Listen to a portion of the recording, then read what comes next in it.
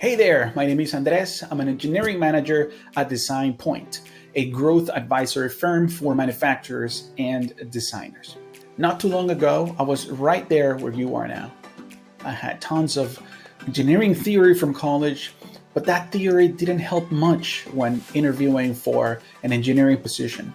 Everyone is interested in that hands-on practical CAD design experience.